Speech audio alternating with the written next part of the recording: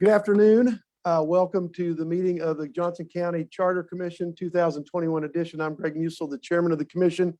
We're here for, I think, our ninth meeting.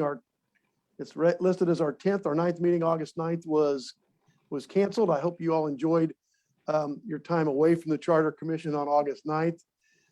We're back here at the KU Edwards campus. We're both live and in person here and also available by Zoom. The first thing we'll do is ask Linda Sato, the deputy county clerk, to call roll.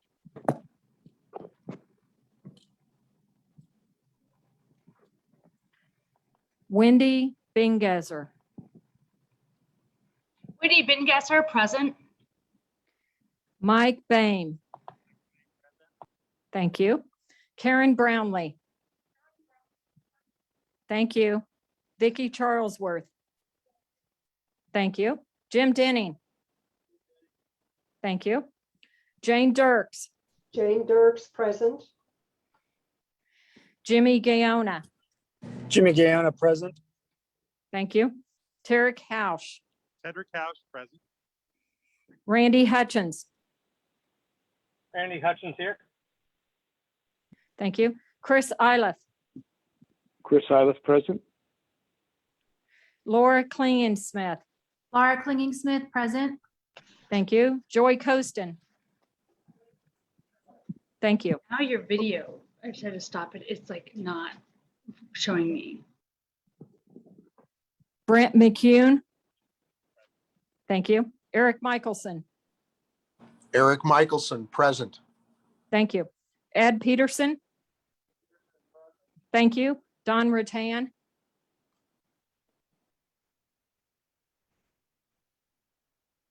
Absent at this time. Thank you. Leslie Riviola.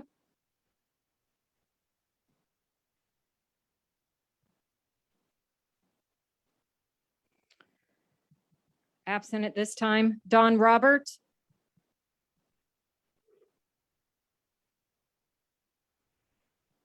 Absent. Kyle Russell. Thank you. Paula Swak. Thank you. Brenda Sharp. Brenda Sharp, present. Thank you. Greg Shelton. Greg Shelton, present. Thank you. Greg Smith. Thank you. Zach Thomas. Thank you. And Chair Musel. Do I have Don Rattan, Leslie Riviola, or Don Roberts? Don Roberts, present. Thank you. If the other two come in, I will announce that they've arrived at the meeting. Thank you. We do have a quorum with 23 of the 25 Charter Commission members present. We're going to need to be efficient today if we can, so we can get as much time with our current county commissioners and our two other speakers as possible. First thing, I do want to appreciate, thank you for your willingness to comply with the rules of the institution here that's hosting us for free, which is the University of Kansas Edwards Center. And we are all masked, and I appreciate that accommodation. First thing is to consider the approval of the August 25th agenda, which you have presented to you last Thursday. Are there any changes or comments on the agenda or a motion to approve it?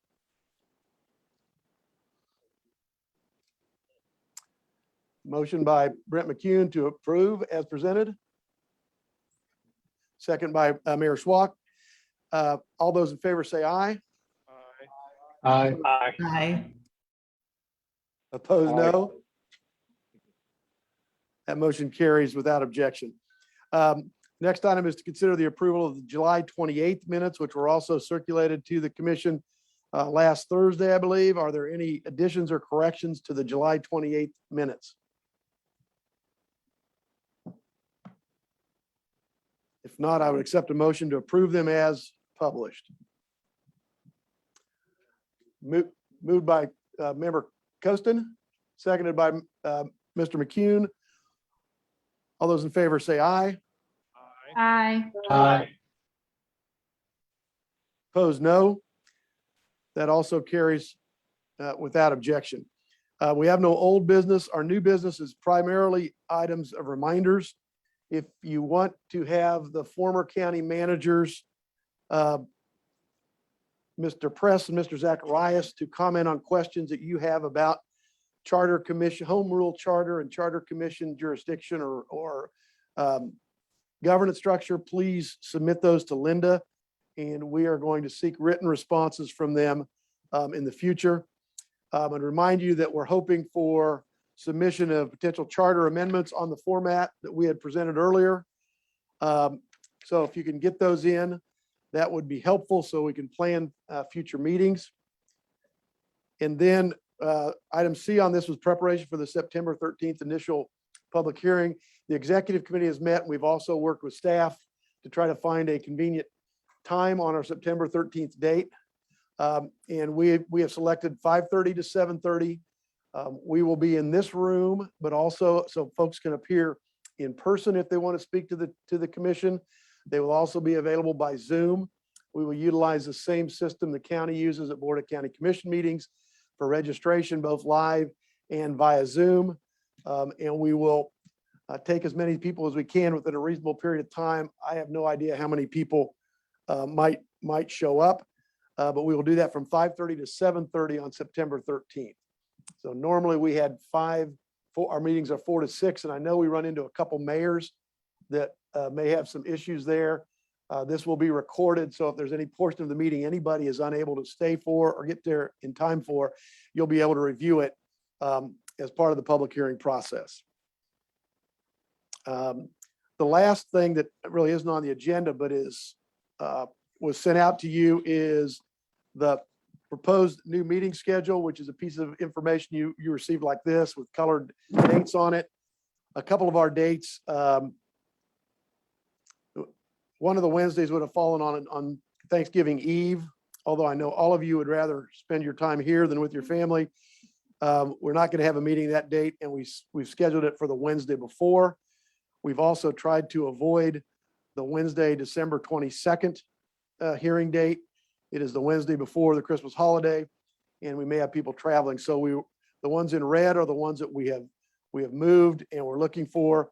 I don't want to go over that in detail today, but if you have specific questions or concerns about that, would you please let Linda and me know? My personal goal is to see if we can have this, at least our votes on various amendments done before the end of the year, even if we complete the written report after the first of the year. Any specific questions for the good of the cause before we move into our current county commissioners' presentations? All right, thank you very much. We have our 7 county commissioners here, Chair Eilert and the 6 district commissioners. Chairman Eilert is going to get 10 minutes if he wants to take it. Commissioners are going to get 5 minutes if they want to take it. I will try not to be too rude in cutting you off. We do have 7 commissioners and a lot of ground to cover. Once we get through their presentations, we will start to address the areas of questioning that were submitted by members of the Charter Commission, including all of which were again sent to you last Thursday with your agenda packet. We have kind of organized those in 4 areas that I will address to the commissioners when we get through all their presentations, and ask each of them to then address any of those that they wish to. We are allotting 90 minutes to this. We also have a former county chair, Annabeth Serba, on our agenda, and current county manager, Penny Postoke Ferguson. So we'll get through this as expeditiously as possible. I know that all of the commissioners would be willing to accept questions from you, written questions or otherwise outside of this, but this is our public presentation opportunity. So with that, I'm going to act like I'm timing you, Chairman Eilert, knowing that I have no authority. But if you want to start with your 10 minutes, and if for members of the Charter Commission, we're not going to ask individual questions today to the extent possible until we get through at least our written questions. If we have time, we will do that. But otherwise, we're going to rely on the written questions and areas of questioning that you already submitted in writing.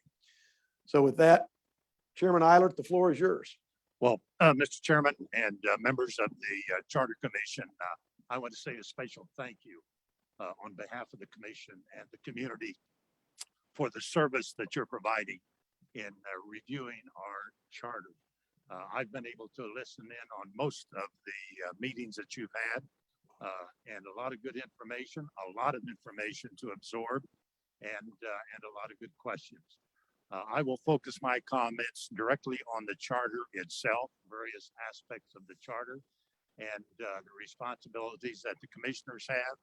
And that will be the focus of my remarks today. I'm sure all of you have read the charter, so I'm not going to go into any great detail. There are specific responsibilities that are outlined by for the chairman of the board, and I try to comply with all of those all the time.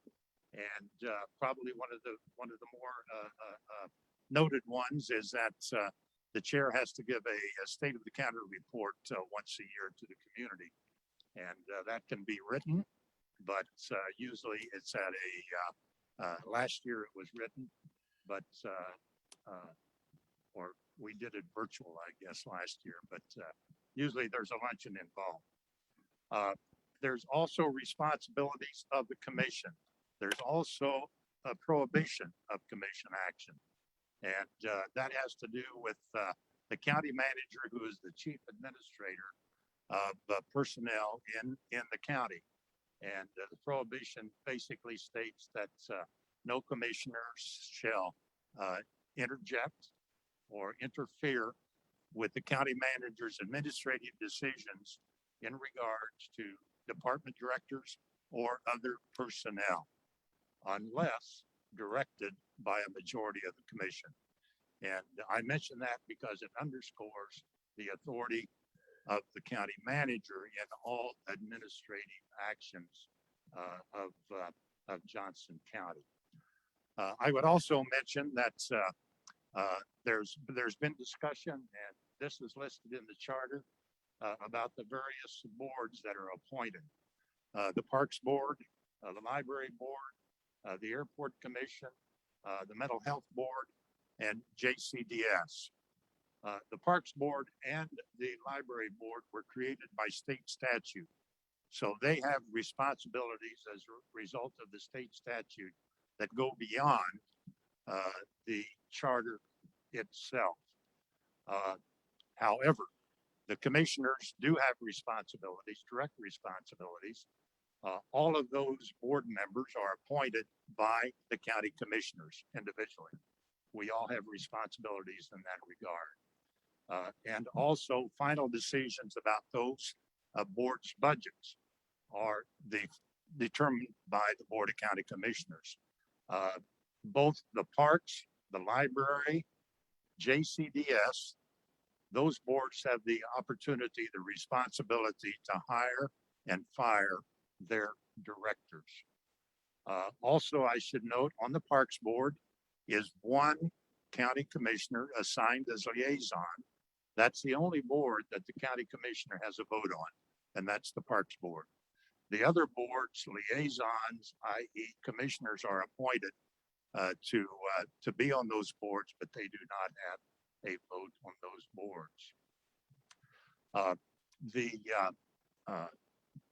There was a change 3 or 4 years ago in the Mental Health Board. That board was dissolved, and the Board of County Commissioners now sit as the Mental Health Board. We did set up an advisory board for mental health, and the chair was given the responsibility for making those appointments. And but the Board of County Commissioners has the ability to hire and fire that director, and we sit as the board for mental health. The Airport Commission is kind of a hybrid, and this occurred a couple of years ago when we had a bad experience, a negative personnel experience at the New Century Airport. And so that director is appointed under a memorandum of understanding that we have with the board of New Century, working with the county manager on directors for that particular item. We have something like 35 different boards and commissions. But those that I mentioned are the ones that have a direct commission liaison. And all the other boards and commissions were all welcome to attend. And my responsibility in those areas, I try to stay in touch with either the director of that department or the chairman of the board to keep myself posted and to work through any issues that might come up. But I do not attend every one of those meetings. The sheriff and the district attorney are elected at large. They're not appointed, and I think that should continue. The county clerk, the county treasurer, and the register of deeds, the charter moved those to appointed positions. And the difference I would explain this way. Those last three are strictly administrative positions. There is no policy required in operating those areas. And the treasury, taxation, and vehicles is under one management, one professional manager. And then the finance management and administration is under another. But the county clerk, the register of deeds, and the treasurer's office is combined into that treasury, taxation, and vehicle department. And that allows us to make changes to increase efficiencies and deliver a higher level of service when those kind of changes need to be made. Obviously, the county commissioners are elected on a nonpartisan basis. I think, in my opinion, that should continue. And so as we move forward, we have a 2020 census that we need to look at. And it is the responsibility of the county commissioner to county commission to either reconfigure or maintain fairly equal populations in each of the 6 districts. And our population is going to be about 609,000. 10 years ago, each district had about 91 or 92,000 people in it. So this time there will be about 100,000 people. And so I think there was a question about increasing the size of the commission. I don't think that's necessary. Perhaps 10 years from now, if we get another 12 or 15% increase in population, we need to think about that. But I would say overall, well, let me mention one other thing. May 1st, the charter requires that a capital improvements program be presented. And I think our budget director made some comment in his presentation that if changes were made, this one might be considered. It's really not an issue, quite frankly. And budget folks always want more time. I'll say that. And so I would not focus too much on that. So with that, I will stop. Mr. Chairman, turn it back over to you. Thank you, Mr. Chairman. Under 9 minutes. Oh my gosh, that's a first. Well, thank you. I have the task of telling folks at our public comment period to please stop because they're out of time. So I tried to cut it short. Thank you. We'll now go to County Commissioner for District 1, Commissioner Fast.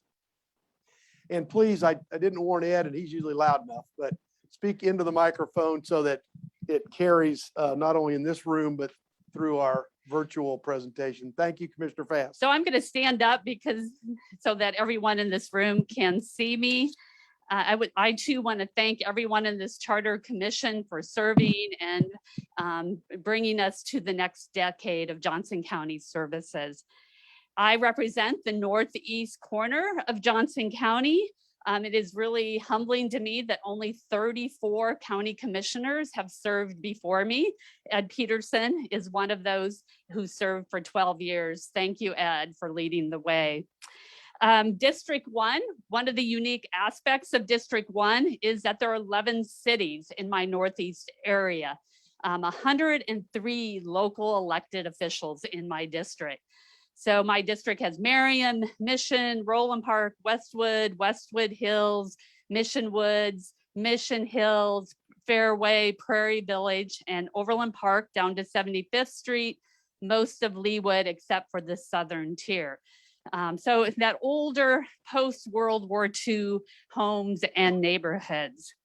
So I work hard to connect with my local cities. Our Northeast mayors have a monthly meeting. Mayor Schwach is here and Mayor Mickelson. I meet with them on a regular basis. I hear from many of my local elected official city councilors trying to represent them on the county commission. I recently served on the Solid Waste Management Committee. So I went to all my cities, their sustainability committee, talked about how can the county work with the cities to increase recycling efforts.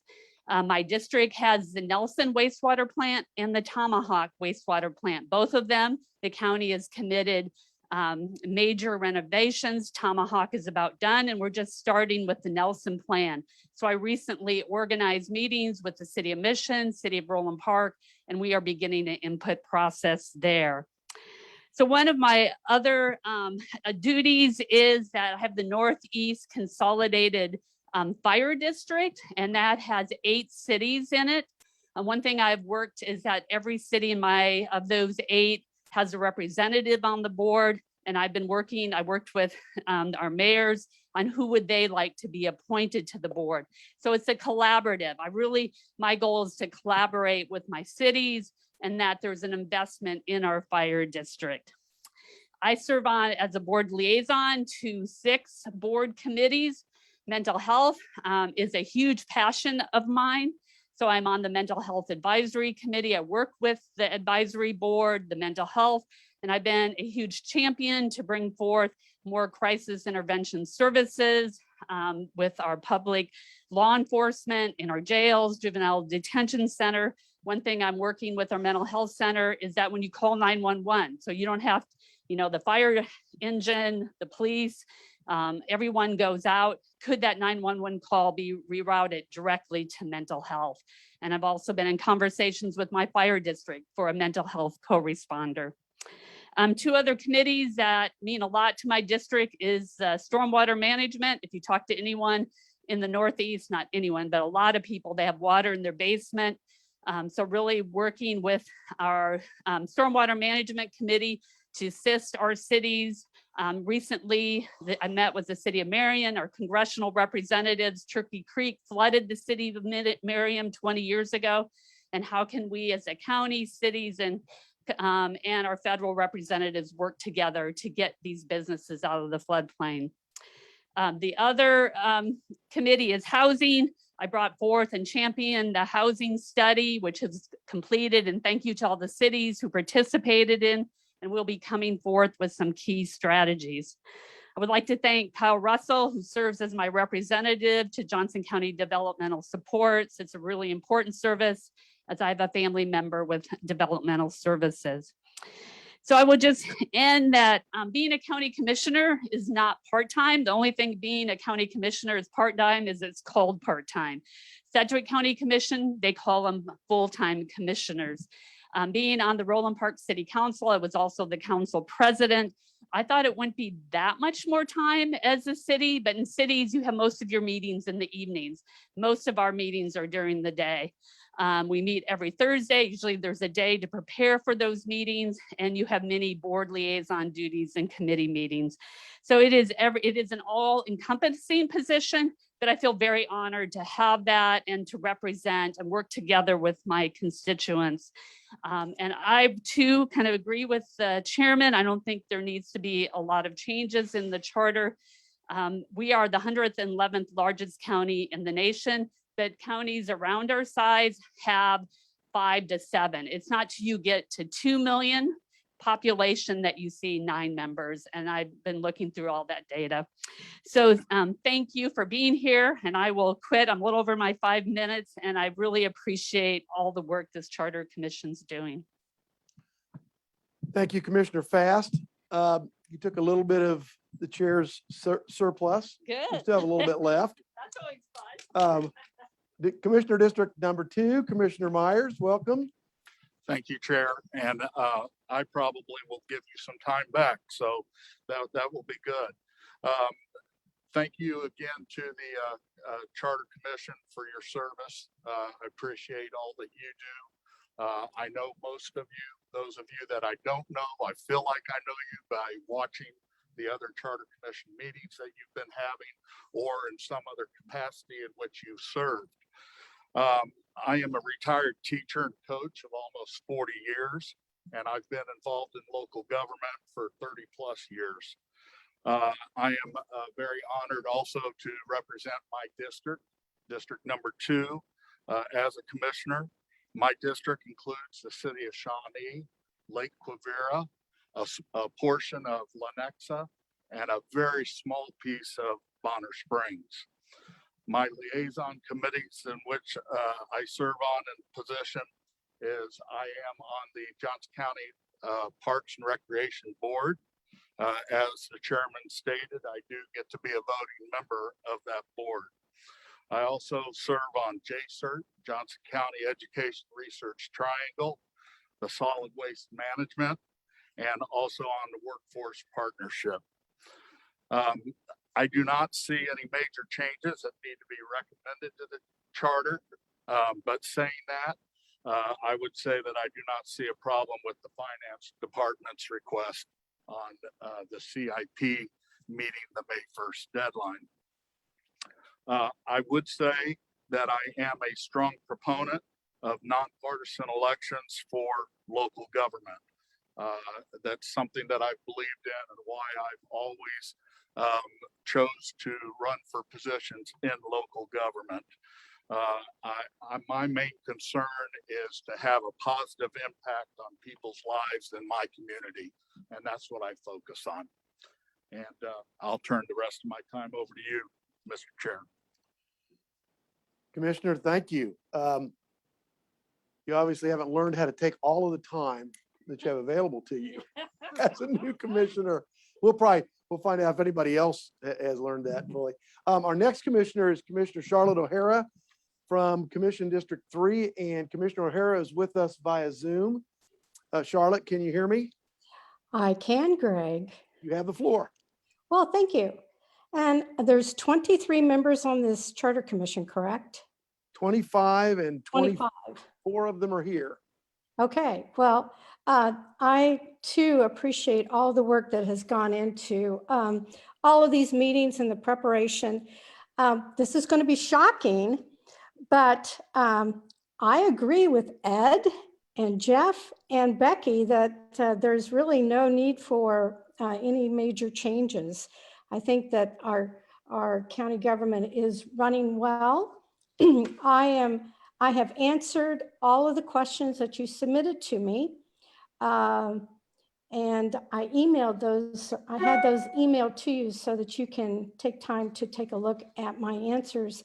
But absolutely, the sheriff and the district attorney must stay as elected positions, as it's critical that they are responsible directly to the people. So I really do not need to be redundant about talking about these other issues that the chairman and the chairman, Commissioner Myers and Commissioner Fast has discussed. The nonpartisan, it's, I answered on my questionnaire, it's an oxymoron because there's always politics in any elected position, but that's what we have. And political parties have been contributing to the campaigns for a long time. And people do ask, as you go door to door, their first question to you is, what are you? Meaning, are you a Republican or Democrat or an independent? You're not going to get away from that. And as far as I agree with Commissioner Fast and Ed that we do not need to expand the board. It seems to be manageable as it is. And that's it. How'd I do, Greg? We're going to get out of here early. Mess up everybody's dinner reservations. Thank you, Commissioner. Sure. We'll now move to Commissioner Hanslick in Commission District 4. Janae. Thank you. I really appreciate being here. And as has already been said, thank you to everyone on the Charter Commission for giving your time and your energy to this once every 10-year project. It's really a very important part of our county government, and we are very, very grateful for your service. Today, I want to talk basically about 4 things. One is to give you just a brief overview of District 4, to give you a little bit of information about my background and priorities, my duties on the county commission, and some of my thoughts and suggestions in regard to the county charter. I've had the privilege of representing District 4 on the county commission for the past 2.5 years, and I feel very fortunate that I at least had 1 year under my belt before the COVID epidemic, because it did change a lot of where our time and our effort had to be placed. District 4, I always say I am the most fortunate county commissioner because District 4 is the only district that lies completely within one city. So I only have one mayor, one set of city council members, one chamber, and so that does make my life a little bit easier because I'm only dealing with one city. District 4 is in north central Overland Park, basically from 75th Street to 135th Street. And some of the major landmarks in District 4, the Johnson County Arts and Heritage Center, the Community College, Oak Park Mall, the T-Mobile, formerly the Sprint campus, 2 school districts, and 4 major hospitals are all in District 4. And I myself have lived in the district for about 25 years. Like many of you, moved here because of the schools and the great quality of life in Johnson County. And prior to being on the county commission, my career has been in human services and nonprofit management. I'm very proud to be a licensed master social worker in the state of Kansas. Before being elected, I served as the CEO of Safe Home, which is Johnson County's domestic violence agency, where I worked for 20 years. So I bring that lens with me to the county commission. And my passion is for protecting our county's most vulnerable residents, especially in the areas of transit, mental health, aging, housing, public health, and climate action. In terms of the time and the duties, as has already been said, this job is a full-time job. It is not a part-time job. In fact, when I was first elected, my intention was that I would get a year under my belt and then maybe take on some consulting work or some grant writing work. Well, that has not been possible. I think a lot of people, they see the county commissioners primarily on Thursday mornings, but that is just the tip of the iceberg of our responsibilities. The responsibilities I have outside of the commission meetings, preparing for commission meetings, and responding to constituents include, first of all, I serve currently as the vice chair of the commission, which means meetings with staff, meetings with the chairman. So that is something I take very, very seriously and work very hard to be present for those meetings and for conversations with staff. I also serve currently on our BOCC Housing Subcommittee and on our Rules Committee. I am the Johnson County's liaison and besides the chair, to the Mid-America Regional Council, or the MARC board, where I also serve as the second vice chair on the MARC executive board. Also under MARC, I am on the Total Transportation Policy Committee. I'm also the Johnson County Liaison and Board Member of the Kansas City Area Transportation Authority, or KCATA, where I also serve on the Finance Committee for KCATA, as well as the Ride KC Development Corporation. And last but not least, I serve as the county's liaison to the Johnson County Transportation Council and the Library Board. So that's a lot of meetings, and I take very seriously those responsibilities. I read through those packets, I prepare, I talk to staff, I talk to the county staff as well as the staff of those various organizations, because I feel that that is my responsibility to represent Johnson County and our interests on those various boards and committees. In terms of the charter, in my 2.5 years on the commission, I do have a few thoughts, and I just want to share some general thoughts for your consideration. As has been said, I do think that continuing the board positions as nonpartisan and maintaining the current number of districts is advisable. I also would encourage you to consider maintaining the the county clerk, the register of deeds, and the county treasurer positions as appointed positions. Our county has grown so much, and we need and our residents expect professional services. And it's really important that we be in a position to hire and appoint the very best people for those positions. I also agree that we should maintain the current structure of our governing boards. They work very well. I've not had any issues in my experiences with them. I think there's a good balance of accountability and independence that makes for a very good, successful, efficient carrying out of their duties. I do believe, though, that this board should take seriously and consider making the positions of the sheriff and the DA as nonpartisan. I hear from constituents who are very concerned about the hyper-partisanship that they see in those positions. They wonder if, with those positions being partisan, if they feel represented by those people in those positions. So I would urge you to consider that. And in fact, you might want to think about looking at some other models for county law enforcement other than an elected sheriff model.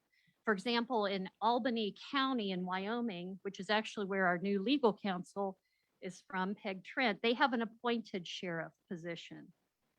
King County in Washington State, just last November, their voters, by an overwhelming majority, approved a charter amendment to go to an appointed sheriff model using an advisory committee to oversee national recruitment for the very best qualified person that they can hire. Janae, I'm gonna have to ask you to Okay. close it I up if you can. have two more things real quick. Finally, closer to home, Riley County, Kansas has what they call a director of their consolidated Riley County Police Department. So I present those to you as food for thought, that there are other models and that you might consider what is best for Johnson County going forward. So thank you so much for the opportunity, and I will yield back to you, Mr. Chair. Thank you, Commissioner.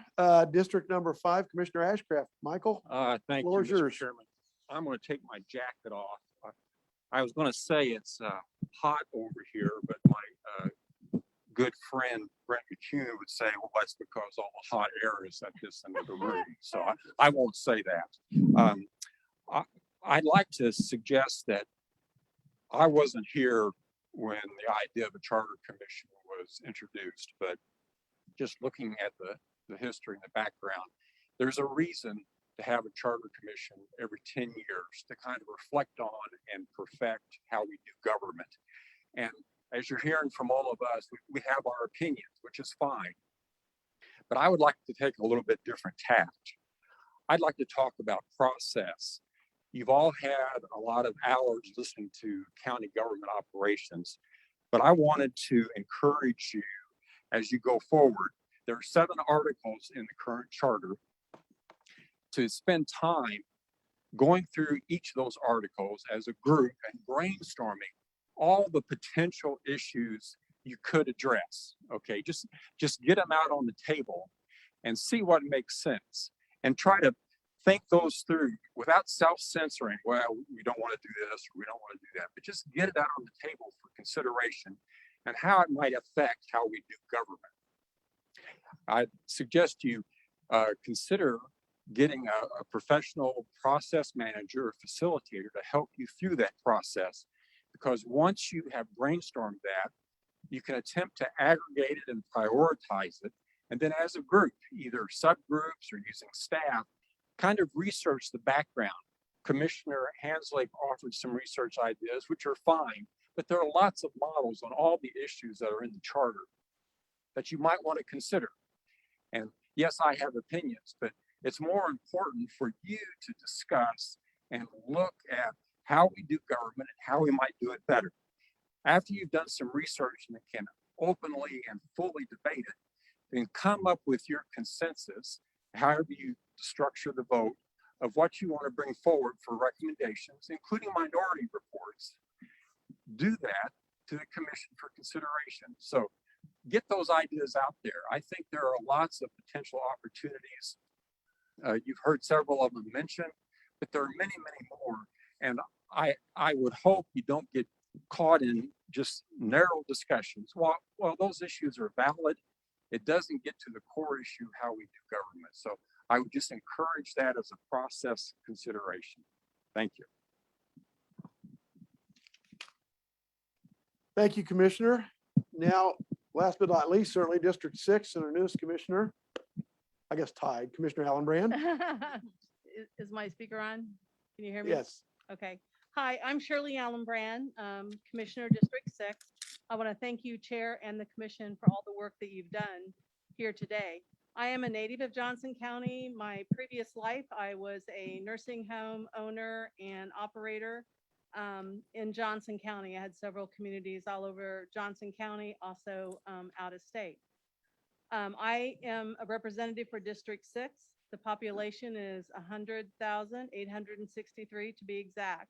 It includes about 68% of unincorporated Johnson County. A lot of people think that's overwhelming, and I don't think it's a challenge. I think it's an opportunity to look at proper growth. I also serve Gardner, Edgerton, DeSoto, Western Olathe, and I have several townships in Gardner, Lexington, McCarmish, and Olathe. Also, I have several board committee assignments that I've been given. And, you know, this is a full-time job for me right now because I've made it that way. I felt that it was my responsibility as a commissioner to read the charter. I believe in the charter. I can't see any changes in that charter, and I wish we'd all read it and follow it. I think it's set up, and I have to admit that I believe that the way that it is set up, it's the right way to do things. And I can't begin to tell you how good the staff makes me look all the time. I have never worked with such professional, educated, and caring people that work for the county. I sit on the airport commission. There's a lot of stuff going on in the airport commission. I know there's a lot of discussions going on. You're going to see a lot of things coming up. It's very exciting. As everyone knows, the intermodal went out there over 11 some years ago. And when that happened, then people came in and said, I'm going to develop. You have plane, trains, and automobiles and great highways. So yeah, you're going to have a lot of development there. I also serve on the Northwest Consolidated Zoning Board and also Southwest Consolidated Zoning Board. I am a liaison on that. So I think it's my responsibility as a commissioner to listen to not only the landowners, but also the developers as they're coming in and doing their presentation. It's not my personal opinion. That has to do with the way planned development's done. I also sit on the Commission on Aging, which is a passion of mine. Of course, that's my livelihood of what I've done. I also serve on the audit committee. I also serve on the Northwest Consolidated Fire Board. That has been a lot of fun working with the fire board there. I also serve on Fire District Number 1, and I want to share with you some of the things that I did with the team of people. That fire board was a 3-member fire board, and there was not representation from the other cities that have contracts. And if you have a contract, a financial contract with the fire board, you should have representation.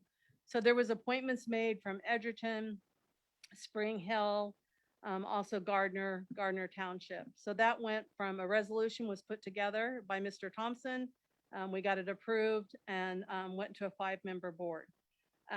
We are looking at both Fire One and Northwest to look at some opportunities that we might have to not only financially be more rewarding, but also to take a look at what benefits might be by doing some consolidation there. So that's been exciting.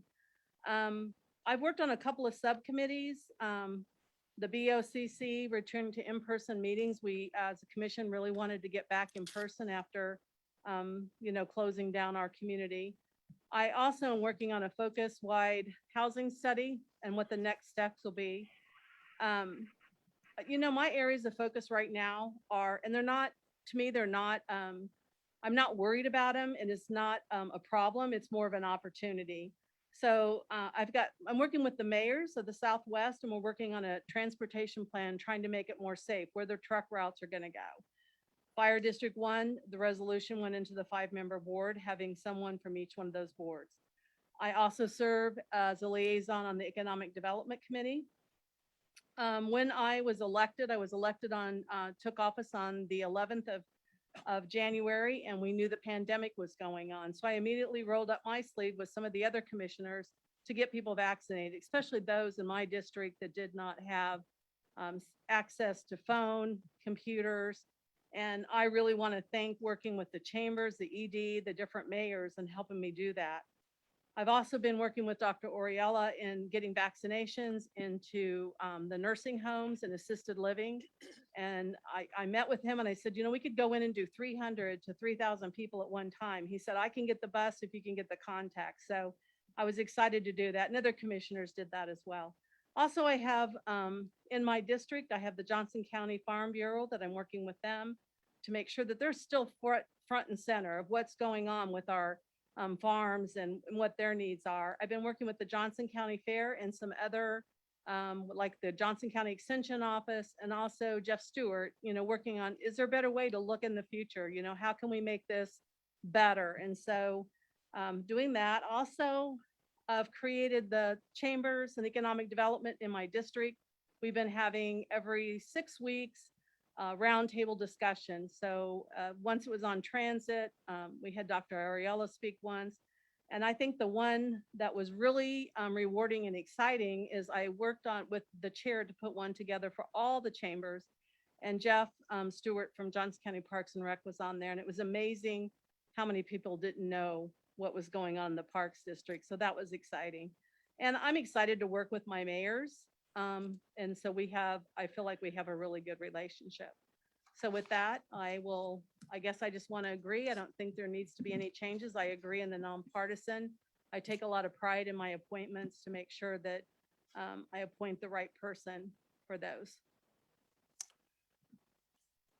Thank you Mr. very- Chairman, Yes, if I could borrow 30 seconds from Commissioner Myers. you have it. That'd be up to Gonna buy a Commissioner Myers. vowel. I spoke to the responsibilities of the county manager as far as administrative personnel is concerned. And I failed to mention that the Johnson County Commissioners have 3 positions in the county management structure that we have responsibility for. The county manager serves at the pleasure of the county commission, and the chief counsel serves at the pleasure of the county commission. And the director of the audit department serves at the pleasure of the county commission. And we have the responsibility for hiring any replacements that need to be made.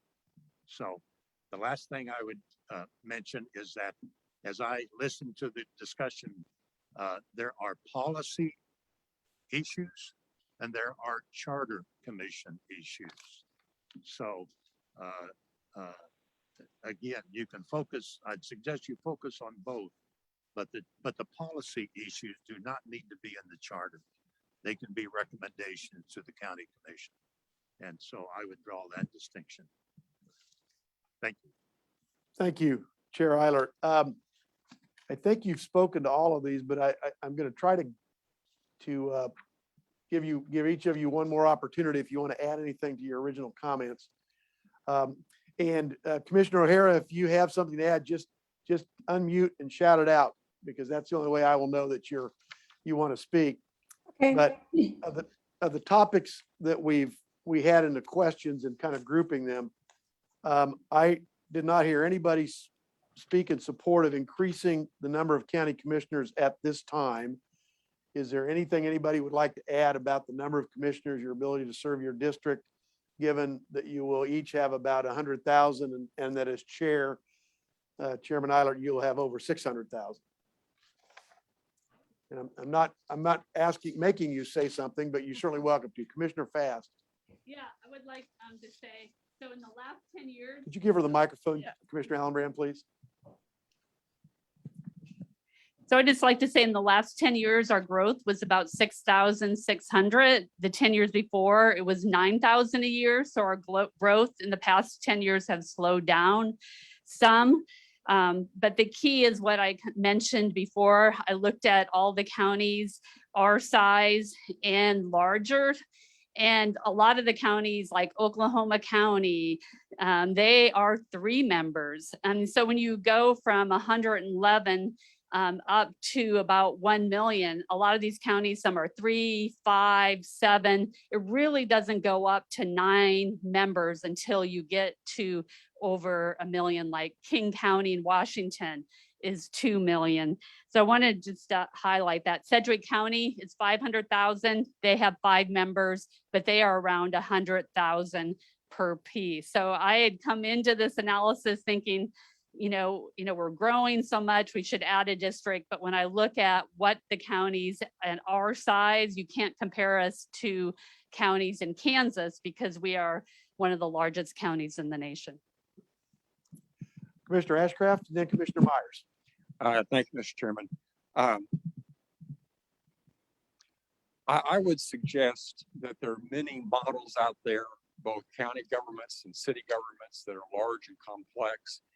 I'd go back to encourage you to brainstorm that and look at those options, what might work and what might not work for Johnson County, rather than just trying to take a snapshot. And these opinions are all valid, but they're limited opinions.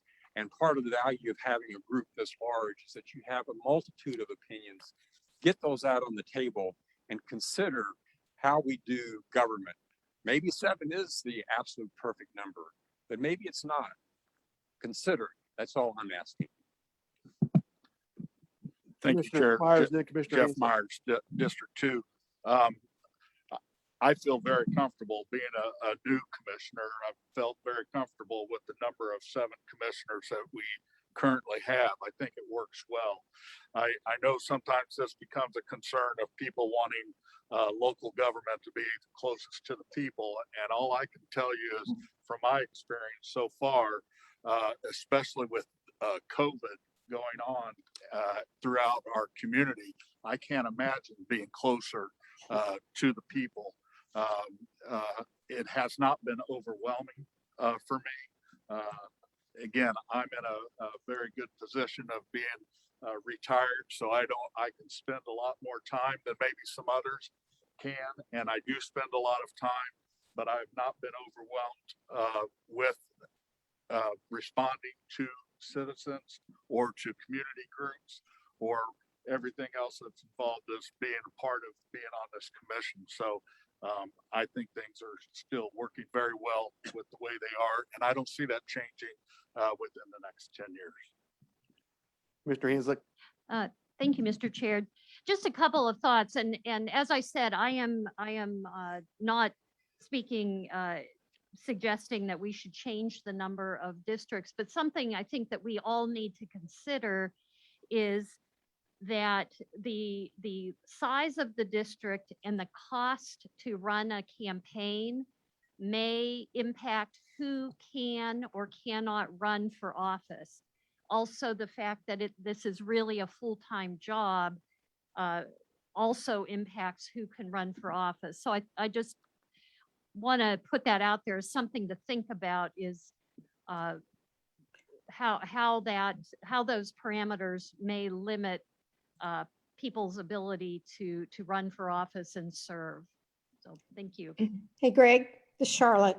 Sure, go ahead, Commissioner O'Hara, and then Commissioner Allenbrand.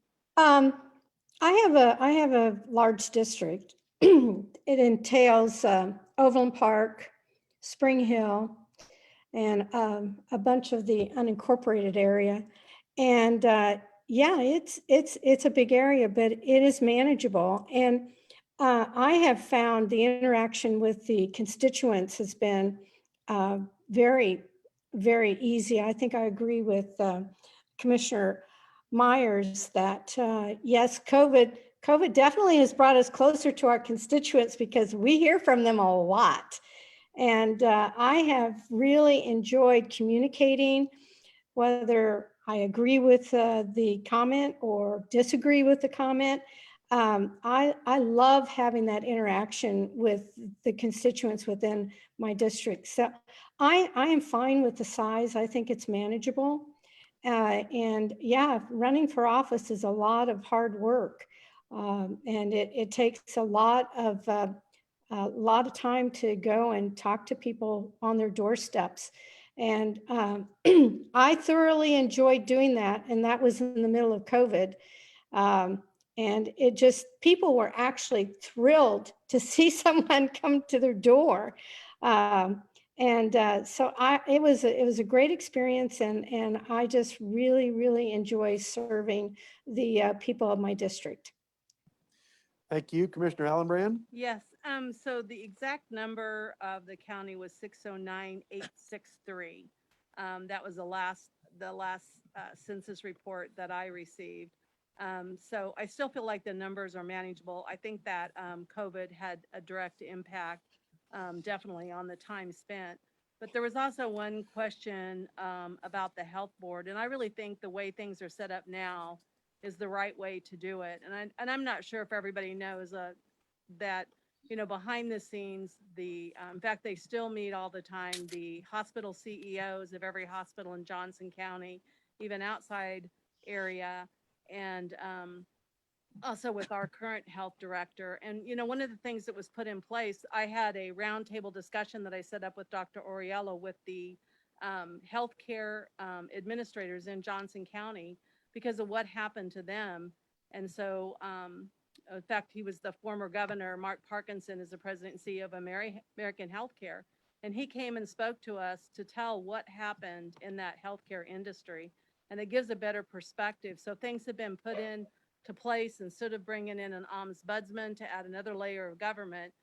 You know, is actually, we already had that in place. And there's a nurse that goes into each one of those communities and will help them just maybe look at better ways that they could do things. So that's my input. The next major item of grouping of the questions, and I know we've received some of these Charter Commission members in our public comments, is the keeping of the commissioners as elected positions as nonpartisan. I didn't hear anybody suggest a change to that. I heard one suggestion that we consider nonpartisan for the sheriff and district attorney. Does anybody have anything to add to what their prior comments were on that? Hey, Greg, Commissioner I just have a quick question. If you change that to partisan, that would require that item would go onto the ballot. Is that correct? All we have the power to do is recommend items to be placed on the ballot. So yes, we as a charter commission cannot make that change. We would essentially present what I consider kind of a charter constitutional amendment to the voters. Okay, that's what I had understood. I just wanted to make sure I was clear on it. Thank you. Commissioner Hanslick. Thank you, Mr. Chair. I appreciate the opportunity to speak a little bit more about my comments, encouraging this Charter Commission to consider having the positions of sheriff and district attorney as nonpartisan. And I want to explain that a little bit more. You know, unlike other elected county positions, the DA and the sheriff are specifically entrusted with enforcing the law and prosecuting violations of the law. They're charged with ensuring justice, equity, and safety, and they have tremendous power within their hands. And partisan politics really should have no place in carrying out those duties. Even the appearance of a politically motivated judgment really needs to be avoided at all costs. So that's where I'm coming from with that suggestion. And in regard to the commissioners being elected on a nonpartisan basis, there is no prohibition against nonpartisan candidates having the support of a political party, but the ability to run for office and represent the residents of a district without the expectation that you are only representing a particular political view is really important. It allows commissioners to focus on local concerns and shared priorities rather than feeling that they are there to represent their particular political party or a particular party narrative. So I appreciate the opportunity to clarify those comments.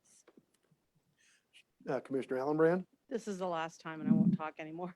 So I think everything should stay the same, but I do believe that the commissioner should be nonpartisan. Our parks, our wastewater, our streets, our airports do not have any partisan, and we need to keep that the way it is. Okay, say it again. You're nonpartisan or partisan? No, nonpartisan. Leave it the way it is. You want Okay. You know, I Commissioner think coming from the city, one of the things that I didn't expect serving on the county commission is how much time in our weekly meetings we spend on unincorporated development. I mean, if you look at our agenda, a lot of time is our wastewater and planning development in unincorporated.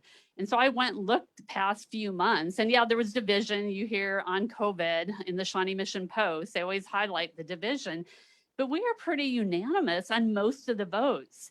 You know, and so because of so much of what we vote on is planning, you know, roads, sewer, you know, there's not a partisan flavor. So I just wanted, you know, a lot of weeks, there hasn't been much that even impacts my district. It impacts Shirley's district with fire, MedAct because of all the growth, Charlotte's district. And so because of, you know, the vast development in our rural areas. One of the other areas of questions that had several questions was the functioning and the relationship between the Board of County Commissioners and our various boards and agencies. I think you all spoke to that. All of you have some liaison positions.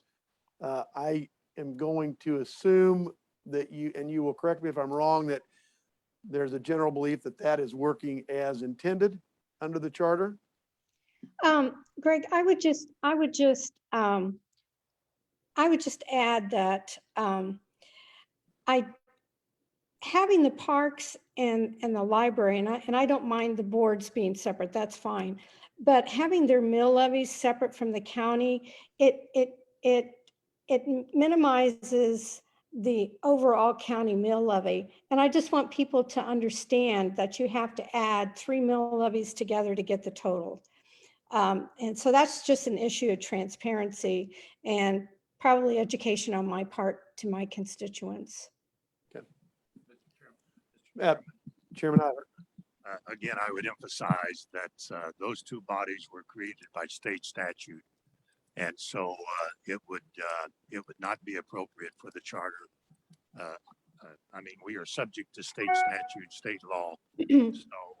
So those two bodies, again, we have to adhere to the state statutes. And I'm not advocating making any changes. It's just a transparency issue. And I think those are listed separately on your tax bill as separate mill levies, but it doesn't necessarily say, does it say Johnson County Parks and Rec on the tax bill? I can't remember. Okay, Libraries, Parks and Rec are separate. okay.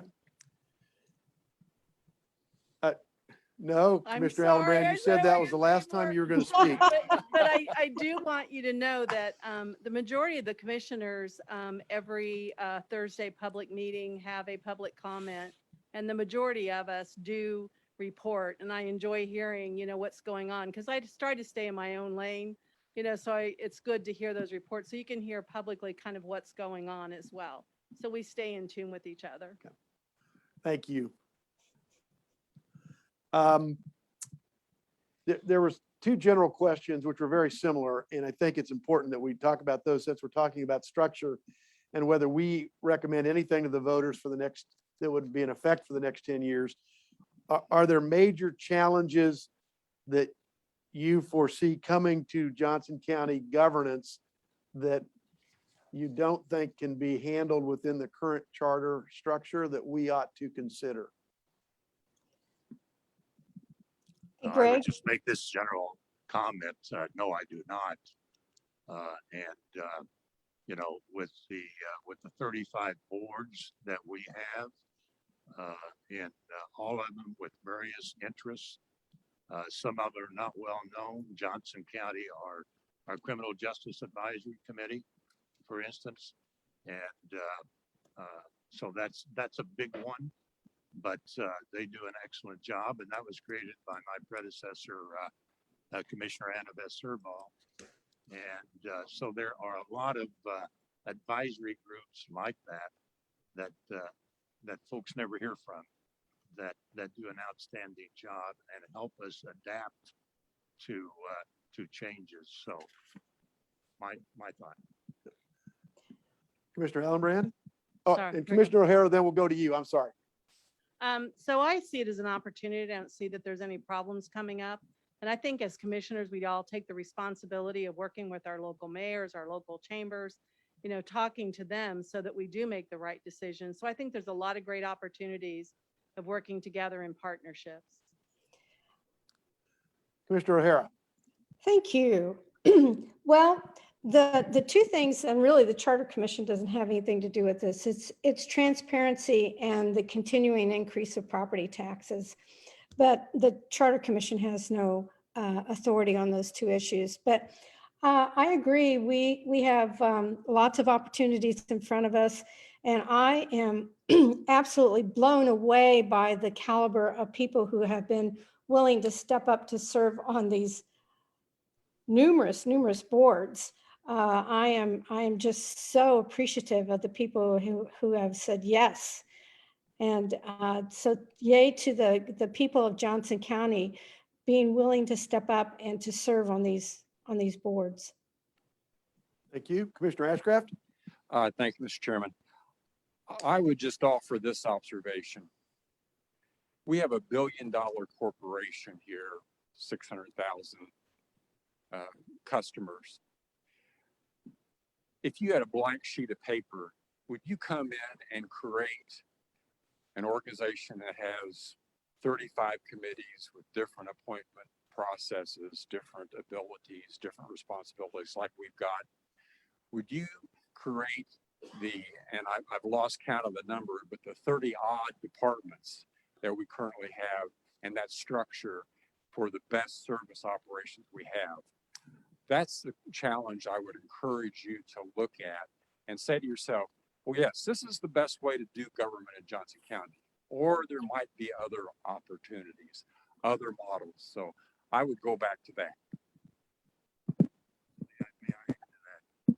Again, just one clarification. In the charter, there are four committees mentioned in the charter. The other 31 are not mentioned at all. So that falls into the policy area. So yes, they can all be changed, but that would be a policy feature, not a charter feature.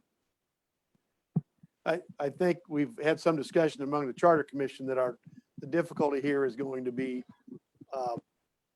to some extent, defining our role within the home rule charter versus policy decisions that we may or may not agree with versus operational and administrative decisions. And so I appreciate that distinction, Chairman Eilert, because that's, we do have a specific role, I guess. That's really, I mean, there are other questions that haven't been answered individually. Let me ask one more and then open it up to the Charter Commission members.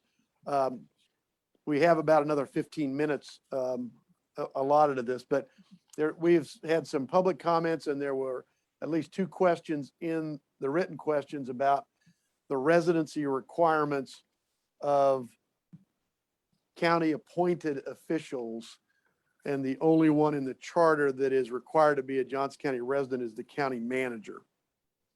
Does anybody have any comments on that, or has that been a discussion topic within the board? Well, I don't know that that's really been a discussion topic, but I think it's worth noting that all the appointments of senior members of the county manager staff, and she can speak to this, are all residents of Johnson County. And I think the only senior management person that is not a resident of Johnson County was made by the library board. And that was their prerogative to do so. But the rest of the management staff, I believe, is all, at least at the CMO level, and probably department directors are residents of Johnson County. So I don't think it's an issue, really. Does anybody else want to speak to that? If not, we'll move to questions from the Charter Commission, and the first question will come from Brenda Sharp on Zoom. Thank you all. Really appreciate your time tonight. My question is, are elected and appointed Johnson County government positions subject to any type of code of ethics?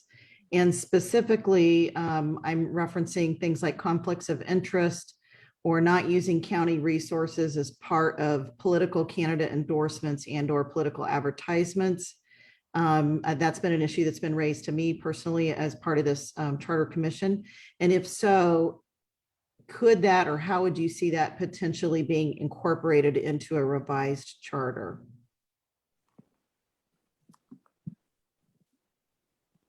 Well, the ethics policy is not part of the charter. And so we do have a committee that's reviewing those ethics. And yes, conflicts of interest, et cetera, are noted. And so, but again, I don't know that that's necessary to be a part of the charter.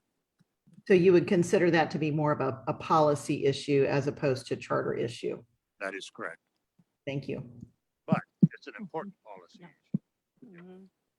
Commissioner Hanslick. Thank you. Yes, as a member of the Subcommittee on Rules, that's one of the things that we are working with legal counsel to review the current code of ethics. The way it's currently written, it's more of an internal document, and it doesn't have a lot of clarity if there are code of ethics concerns and how the public can submit those concerns and how they would be handled. So we are working on that. That was actually a question I had. I appreciate Ms. Sharp's question because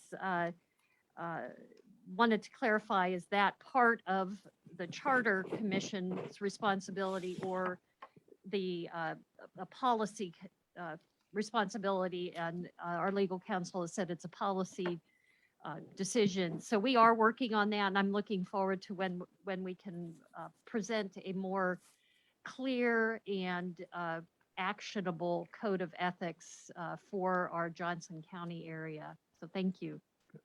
And for members of the Charter Commission, Linda has brought copies with her today since that was brought up. So there are copies of the code of ethics here. I know I'm sure you can find them on the county website, but there are hard copies here if you want one after the meeting. Commissioner Ashcraft. Yes, thank you, Mr. Chairman. Wanted to respond to the other Mr. Chairman's comment earlier. Chairman Eiler was right. It is not necessarily the points I raised related to the charter. But if you look at the charter, it also indicates in section 6, I believe, that this commission is empowered to conduct comprehensive studies of any and all phases of county operations, including the review of the existing county charter and major resolutions of the commission as they affect the operation of Johnson County government. So while it may not be, so it does get gray there, and I don't want you to self-censor if you get a chance or are so inclined to look at the charter. Thank you. Okay, other questions from members of the commission in the room here? Commissioner Boehm, Commissioner Brownlee, and then Commissioner Peterson, and then we'll go to see if there's anybody on Zoom. And Mayor Mickelson, I see you there, so we'll go. You'll be the fourth one. Two quick comments or questions. I don't know how this falls. Whether it's charitable or not, if we have an opportunity to have a position, I'd like to clarify one thing. The legislation that governs the library and the parks was created at the request of Johnson County citizens. So if we want some changes there, well, we would have to deal with state statute. We can certainly go back to the legislature and have those statutes amended to allow whatever changes we would want to make, correct? Right. So if we wanted to take some type of action on that, the venue would be put that in one of our recommendations or request, not necessarily a vote of the people. But without our direction on those two items, it would certainly have to be subject to then legislative action to allow what we want to do. And my guess is the state is going to go along with the request of the county because it really doesn't affect any other county in the state. So just to clarify that. Number two, I've seen some things talked about partisan and not partisan, and the confusion created by having one nonpartisan election on a ballot when everything else is partisan. What steps are needed if we were to leave this as nonpartisan to move the elections of the county onto the alternative years when everything else is already nonpartisan, library, or I'm sorry, Johnson County, Water One, and cities? What steps are needed to do that? Does that need charter action or recommendation or not? I just think that would clarify some of the concern about partisan, nonpartisan, as opposed to changing partisan or nonpartisan. Mayor Baines. Well, yeah, go ahead, Commissioner O'Hara. Okay, thanks. We need to leave the commission on the even years because the turnout is so much more. And people really have the opportunity to get out and they vote. In our last primary, which was a huge turnout in August, we had a 14% turnout. Normally it's 8%. So you do not want to be moving this Board of County Commissioners to be elected in odd number years. And you can change it to partisan, you can leave it nonpartisan, but you have to leave it on the even years so that we have more people participate in the process. But I thank you for bringing up the points. If I understand the question, to change back to partisan, there would have to be a public vote. And that would have to be a recommendation of the Charter Commission. I might mention this, the charter also allows a supermajority of the commission to recommend changes that can be put on the ballot.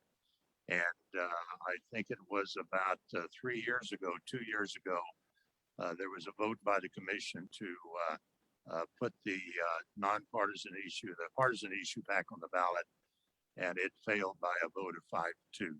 Yeah. So I don't think there's a political will to change it from nonpartisan to partisan. but if the Charter Commission made that recommendation, it would have to go on the ballot. Commissioner Brownlee, Charter Commissioner Brownlee. A lot of commissioners here.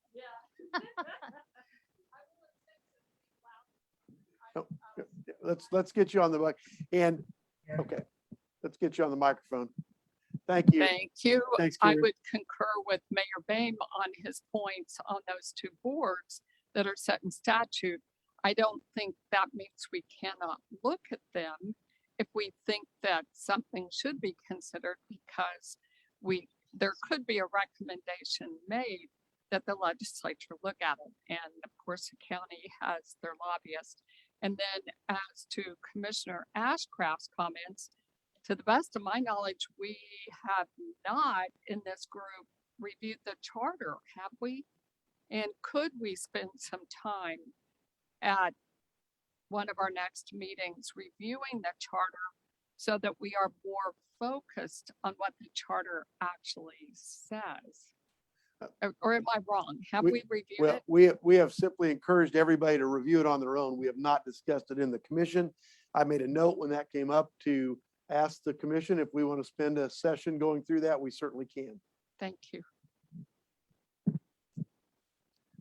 Commissioner Peterson.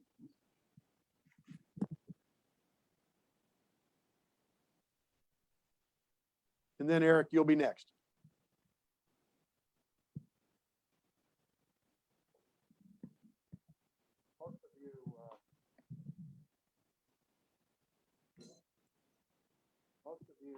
Spoke favorably of nonpartisan local elections and local elected officials.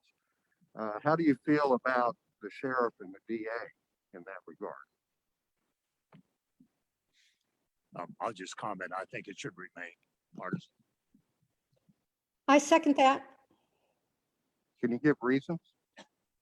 Well, they are policy positions, and so I just think that those two offices are best handled by the partisan election, traditional. Well, the district attorney is not the charter's choice. Can you clarify, the district attorney is not, the charter can't change that. That is under state law. Am I correct? I'm going to defer to that. That is correct according to both my learned staff members. That's correct. So is it, To clarify, it's a state office. It's the 10th Judicial District. The district attorney is elected as a officer of the judicial district. The question is, with regard to the sheriff and the DA, just because they're elected, does the statute call out that they are elected as partisan positions? I know it doesn't for the sheriff. Obviously, I would want to take a look, but I don't believe those statutes call out the partisan nature. so ultimately the question would be whether the Charter Commission could recommend an amendment that would change how those two positions are elected. And I think we've heard from most of you as we went through your comments on that. Commissioner Allenbrand? In my opinion, I think that we've worked well together. Could there be better communication and better collaboration? Yes, I think so. But as far as making that change, I would leave it the way it is.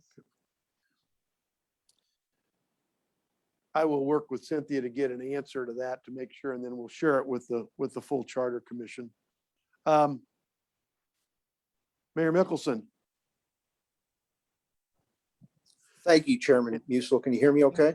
I can. If you are participating by Zoom, we've had some comments about, could you please turn your camera on so folks can see who is participating? If you could do that, Eric. You have a very handsome picture. I know you're just as handsome in person. That's great. That's great. Well, thank you, Chairman. It's retouched, so I'm going to disappoint people with my real image here. So, but I appreciate the compliment. So I have two questions, actually. I'll ask them one at a time. The first one comes from a constituent of mine, actually, but I think it's a good question. So I'll own it as well. And just as food for thought, and if the commissioners, county commissioners, or Chairman Eilert have any strong feelings. I'd love to hear them about whether the chair election should be on an off year. And the main reason for that would be to allow a commissioner, a sitting commissioner, to run for chair without having to give up his or her seat to do so. That's a system we use in Prairie Village. For that reason, there's half the council are up every 2 years, and then the mayor runs in between there. And I heard your comment, Commissioner O'Hara, about wanting to maximize the turnout for those elections. I assume you would point that out for the chair as well. But is there been any thought to doing that and the importance of weighing that against allowing a commissioner to run without giving up his or her chair is the question. If you're asking me, no, I would not support that at all. If you had the chair elected in the off year, you'd have at least 7 candidates for chair. And plus more. And I disagree. And I would just simply say, if you're thinking about running for chair, be prepared to do some work. And anyway, no, I said that's it. And I agree with Chairman Eilert. You want to have the most people participate in the election of the chair of the county. We are handling a $1 billion budget, and this should not be on an odd election year where the turnout is far less. Commissioner Hanslick? Yes, I appreciate that question from the mayor. I think it is, I'm not necessarily recommending any changes, but I do think it is worth a consideration that it actually provides an advantage to those commission districts that are not also elected in the same year as the chair. So I think there's perhaps there could be consideration of some other way of doing it. I'm not sure what that would be, but it does certainly, I think, put those who are elected in the other years at an advantage. I also think what it points out too is that the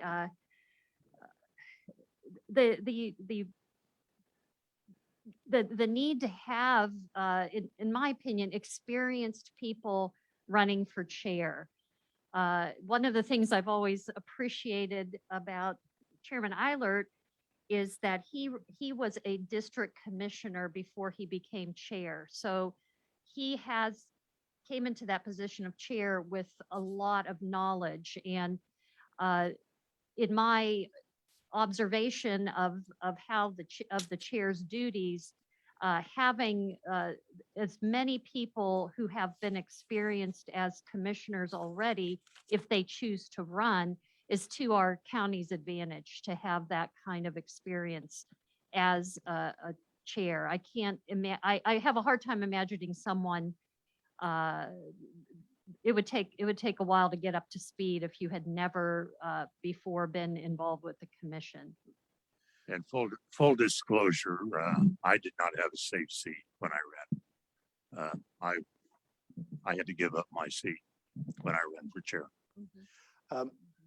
Commissioner Hallenbrand, and Eric, we're not going to have time for your second question. I'm apologize. It's past 5:30. I'm going to let Commissioner Hallenbrand have the last word on this. I'm sorry. The only thing I wanted to say is that also having somebody with background with business, I've appreciated our chairman because of his ability of banking and business sense. So that's an advantage.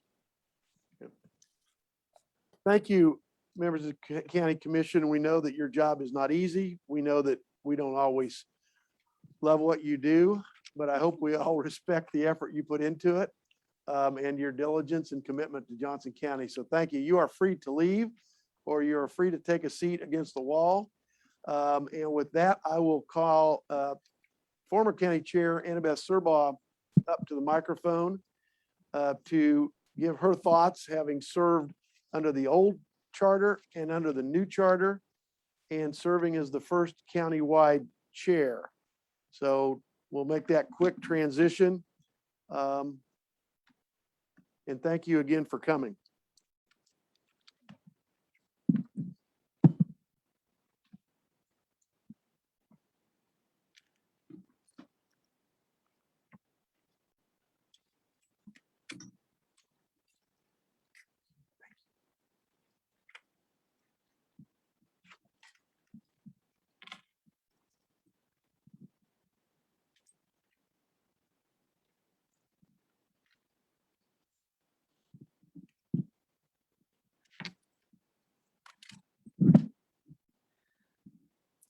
Annabeth, the floor is yours. As a retiree and no longer officially part of the county, I thought Miss Ferguson was going to precede me. Oh, I apologize. I thought we would go ahead and let you go if you're Well, I don't welcome. mind. Okay. I just didn't want to upset my place. Well, a lot of discussion here today has been about how long and full-time, part-time.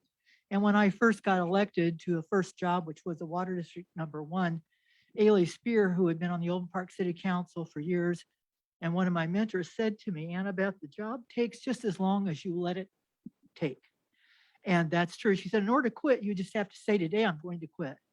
So I do believe, though, that it's pretty full-time at the county, whether you're a commissioner or the chair. Volunteers, Johnson County, I grew up all over the country, and Johnson County is the best place in the world.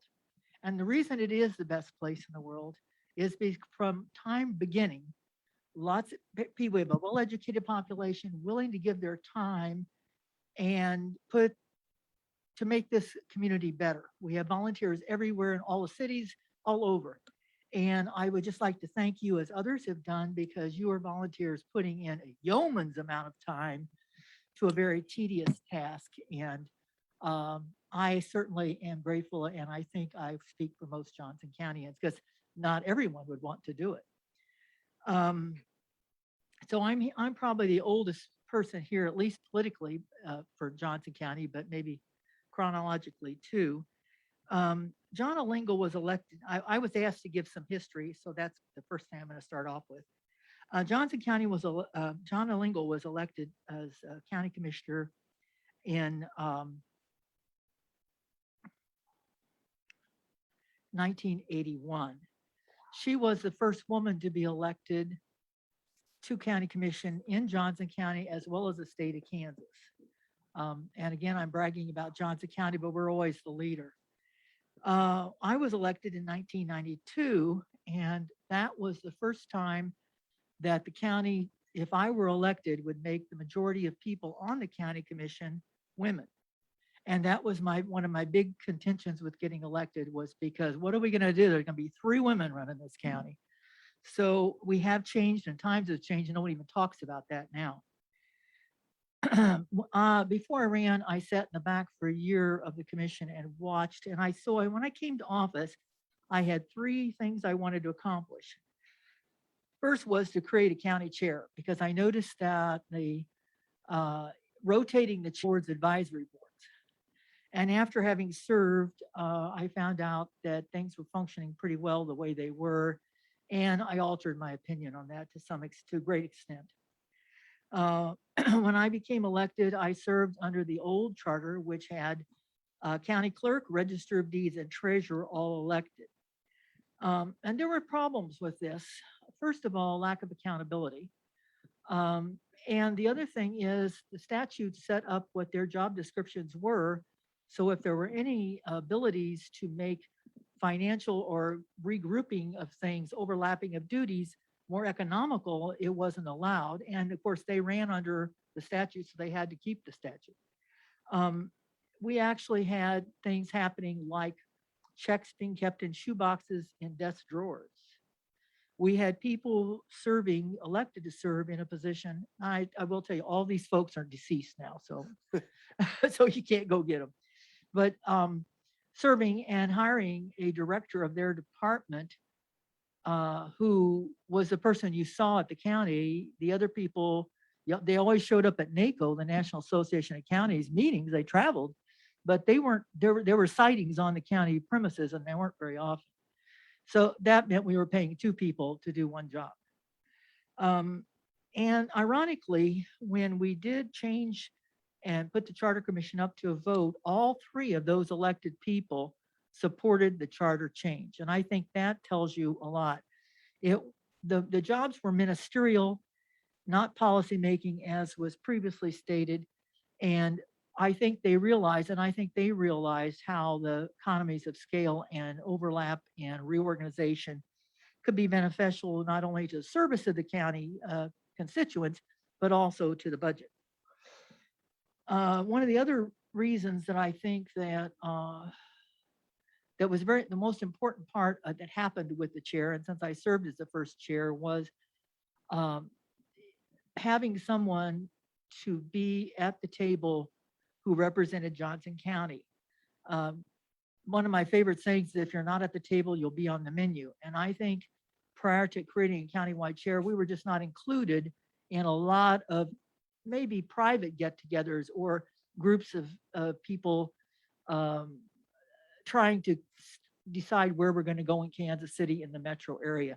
And I think we were woefully left out, and I think that changed. The sheriff and DA remain the same, and I have no problem with them, as everyone else has said, staying the same. I would note that under the new charter, the sheriff and DA, which had not been previously stated, were under personnel best practices and financial requirements required to follow county policies. And that was added under the charter to the boards, the existing governing and advisory boards as well.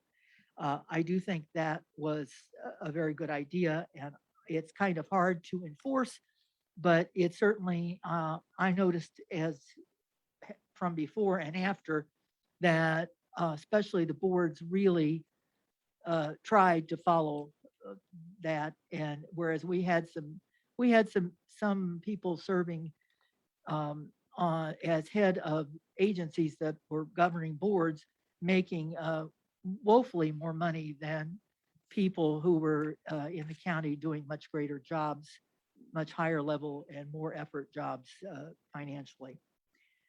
I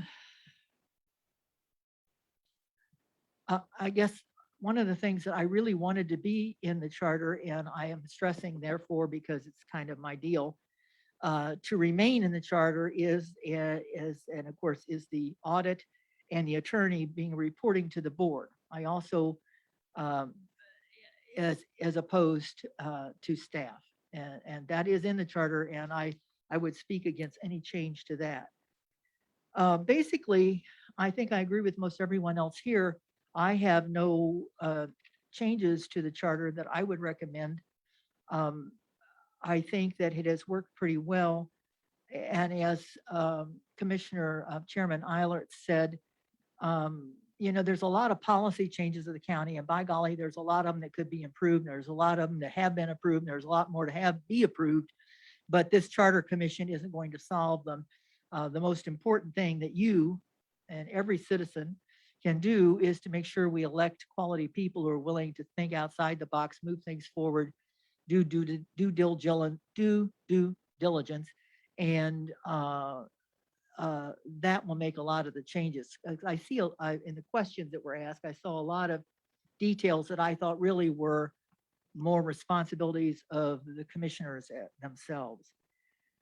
I did look at the questions that had been offered, and one of them was challenges. I think one of the biggest challenges, and again, none of these are anything that you can put forward in a charter change, but citizen participation and transparency and openness, I think, is the most important thing of any government, anywhere, any kind, whatever. And again, that has to be the policy of those whom you elect. I do think the challenge to future commissions and anyone in politics is today is the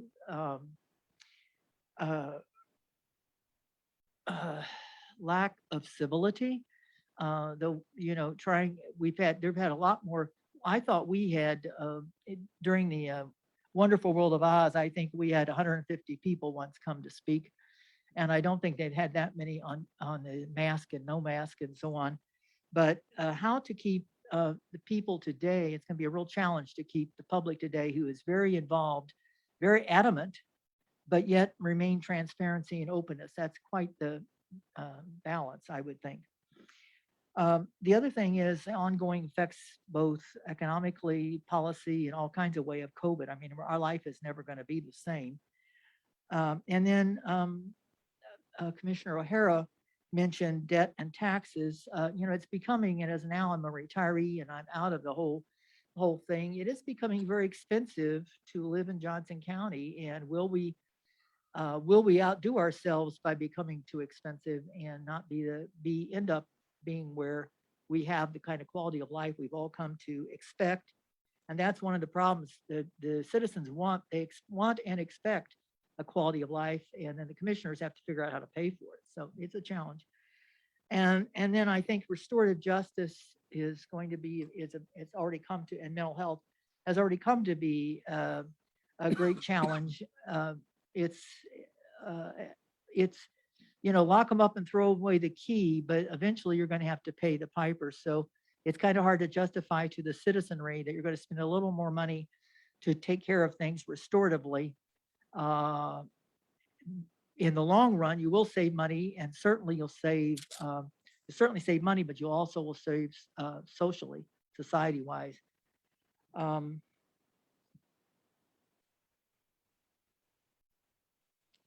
think that in the time that I've been around, Johnson County has changed a lot, and I'd love to talk the history to anybody who wants to hear it, but I don't think you need to hear it today. And I guess I would stand for questions. I don't really have anything else. Thank you, Chair Surbaugh. Questions for former Chair Surbaugh? I see none here in the room. Is there anybody on Zoom? Someone over here did. I'm sorry, Mayor. A microphone. We'll have to wait so everybody can hear on Facebook and on Zoom. I was just wondering if former Chair Surbaugh could say a few more words about the intersectionality of restorative justice and mental health. Whoa, careful. Well, I'm not sure what you mean, the way they work together. Well, they're one and the same. I mean, basically what caused, as Commissioner Eilert said, I started the restorative justice effort in Johnson County. It was the first time my first State of the Union, State of the County speech, I talked about it. And the reason it came about was because I saw that the sheriff, the judges, and courts, all those things that created that stuff were costing more than 50% of the budget. And I couldn't understand how we could keep up that way. And so we do spend more in the short haul. More in a short time, we spend a lot more money. In a long time, we save. But Johnson County did this was like 18, 19, 20 years ago. And we had it's now being provided with cities having a mental health or a social person available when the police make a call to a house, an emergency case, to go along with the visit. Well, Johnson County's been doing that for 20 years as a result of this restorative. So that governments have got to start thinking about things like that they could do to minimize the cost long-term of incarceration. We're just incarcerating too many people. We have more than than most of Europe. I mean, I could go on. You don't want me to go on. Did I answer your question? Yes, ma'am. Thank you. Thank you. Okay, anybody on Zoom that has questions for Chair Surbaugh?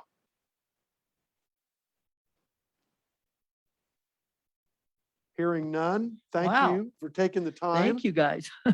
We know you're available as a resource if folks still have questions. Yes. Thank you for your service Thank to the you. county. Thank you.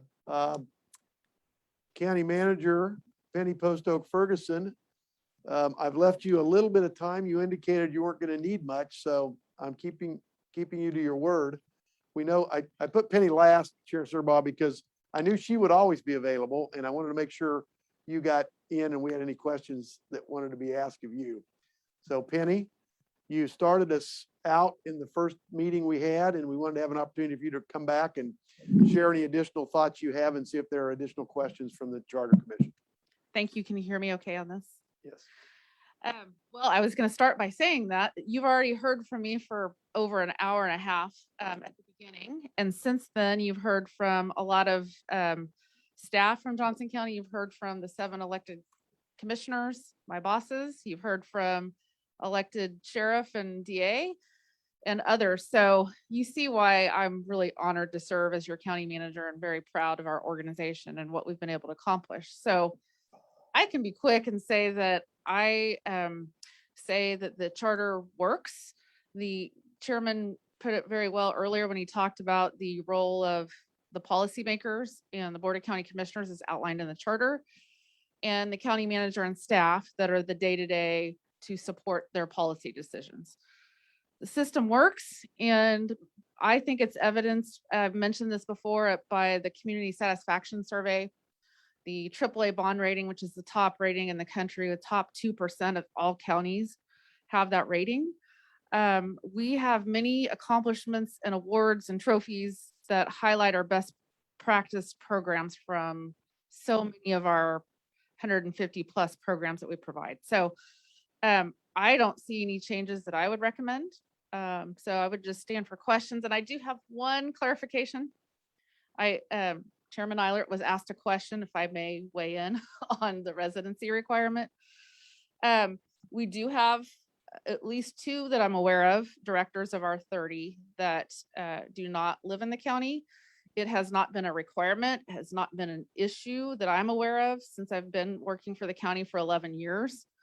Because when you live in a metro area, oftentimes your response time might be across county line or state line, but we're all over the metro area. We have, as far as business with our counterparts, we also are all over the county in various ways. So there may be an issue with some current staff that didn't have that expectation when hired. So I wouldn't be so quick to say there wouldn't be a problem, but I would say the vast majority do live in the county, but when there should be considerations when you live in a metro area. And if you're worried about how quickly somebody can get somewhere, and in this day and age of remote work, that's a factor as well. So I did want to just weigh in, Chairman Eilert. I don't know if he's still here, but we might have a little bit of a disagreement there. So I felt like I needed to say that. I did want to add one other thing about the commissioners didn't talk a lot about this. Annabeth Serbaugh did mention this, and that is COVID. You know, when, not that this is necessarily a charter issue, but what it did highlight is how well our structure works. Through COVID, the Board of County Commissioners also serves as the Board of Public Health. And again, I'm not recommending any changes here. I'm just highlighting how well I think our structure works. They were thrown into some really, really difficult policy decisions. And me and staff has some really difficult workforce decisions, and to advise them on policy choices became very divisive, and a lot of work above and beyond their normal Board of County Commissioner duties. And I know that the whole world changed, and I know that all of us were impacted by that, but I was absolutely amazed how, whether you were elected or appointed or whatever level you are in our government or in our community, how people came together. And I think that just really highlighted and added an exclamation point how well our county is run with the current charter. I also saw great collaboration within the county. So I have been meeting every other week, sometimes weekly and sometimes daily, but for the most part, every other week with our 20 city managers. I think you would be proud about the collaboration within Johnson County, but I've also been working with managers of our regional cities and counties and health directors. And the amount of time that we struggle with those tough choices on your behalf and listen to others. And I think our staff has probably worked maybe 5 years and 1.5 years. That's what it feels like. And that's probably not a big exaggeration. I would say the county commissioners as well, because they've studied issues they were thrown into and not used to dealing with. And again, a lot of us have. Our emergency management department helped us work with a bunch of partners, including school districts. We met with our superintendents quite often, all 6. Met with our chamber executives. We met with hospital execs. But everyone just jumped in and helped out and did whatever we needed to do to get through. We're still in it. But I think COVID just added an exclamation point to several things, but mainly for your focus, how proud you should be of your county government and what they've been able to do. A lot behind the scenes, a lot in public. Talk about transparency. We were able to pull off 5 public meetings, 5 consecutive days, 1 whole week, nothing but public meetings on Zoom. I mean, it takes a lot of work to be ready and prepared and take in all that feedback and make decisions. And so I hope you feel that our county government is working well. So with that, I'll stand for questions. Okay, you are literally standing for questions. Dawn? You mentioned the 20 city managers around our county. Do you see any feedback in getting input from them on the county charter, even if it's in writing? That's the group we really haven't asked for feedback. I think it's probably good to get feedback from any group. I do think that our form of government with the home rule charter is very similar to most of our cities. So I think they would probably say that it works in a similar fashion. But I think if you want their feedback, that would be great. And they may be able to offer a perspective as other local governments that work with us on some things to think about. I forgot you, Mayor Mickelson, you had your hand up. You still have a question? Yeah, just real quickly, Penny, you are doing an exceptional job and you're running an exceptionally well-run county. That is to you and any of the commissioners who are still there and Chairman Eiler. Thank you for all of that. Just real quickly, there's been a lot of talk about, the role of the sheriffs on the county. And we read recently that when you implemented a COVID policy, speaking of COVID with respect to city employees and masks, that the sheriff opted out of that for his department. I'm just wondering if that is a frequent occurrence. Have there been any other significant sort of deviations between your office and the sheriff's in terms of best administrative policy that might help us think about the best, if any, charter implications of that? I would say that for the most part, we are in alignment with how we do our business with our policies. That particular one that you referenced was an administrative measure that I took. And if there's policies that go to the board, then that's typically followed by all departments. But as you all know, I don't have authority over the sheriff. So as far as does it happen very often? No, we are, Maury and I both and others in our office are, we work in collaboration with the sheriff's office, the DA's department, their staff.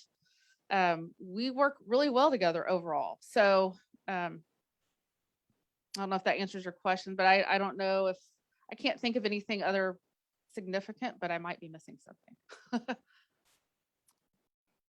Thank you, Eric. Yeah. Zach Thomas. Oh,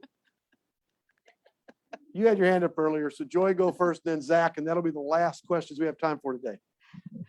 Thank you, Mr. Chairman. Thanks so much for being here. I want to just say that I love Johnson County. We've been here for 45 years, and it's just one of the most amazing places I could think to raise our kids and grow our professional careers. So I thank everybody involved in our county for making it so. I do want to kind of piggyback on what Eric said. so what I heard you say was that it was an administrative or executive decision to have this COVID policy, but not a board, commission board decision. Had the board taken that up as an overarching policy for all county offices, would that have made the outcome different? Well, I would have to maybe defer to legal. I will say that because there is a clause in the charter, and you may want to reference it, Cindy, but it does say that all offices will follow policies that are adopted by the board. So if Cindy, can you read that one for me? Certainly. The charter says that the offices of the elected county sheriff and district attorney shall comply with the administrative policies adopted by the commission to the extent not inconsistent with law. So had it been recommended by the whole board, then that would have not, then they would not have declined. Is that correct? I don't know if I can answer that. I think that maybe a question for the sheriff, and then there's the enforcement question. Okay, so going a little bit further than that, because of our experience with COVID over the last year and a half, I mean, we've all watched as the county commissioners have really struggled with some public hearings that have become quite contentious. And I wonder if some of the heat might be taken off those county commissioners if we had a public health board, advisory board that was made up of stakeholders within the healthcare community who might help direct the commission on different kinds of health public policy. Is that an option? May I defer again to legal on this, because we have received that question throughout the pandemic, more at the beginning. And I know that there are other jurisdictions that have different structures that either advise or make decisions in the metro area. And some of them are across state lines, some of them are other counties. But I think that would have to go, I don't think the charter alone could change it, if that's your question. So I'll look to legal. And I think you partly already answered it. By state statute, the Board of County Commissioners is the Board of Public Health. So that is a statutory provision that is mandatory, as well as the local health officer is also, that's provided for in that same statute. So that is legislative. Okay, thank you. But we have various advisory boards in the county which are not in the charter, and that would be a policy decision of the Board of County Commissioners. It sounds like if they wanted to create such an animal, they would ultimately be they have to be the Board of Public Health by statute. Is that my understanding, right? You've summarized it. Okay. Okay, who did I say was gonna have the last question? Zach.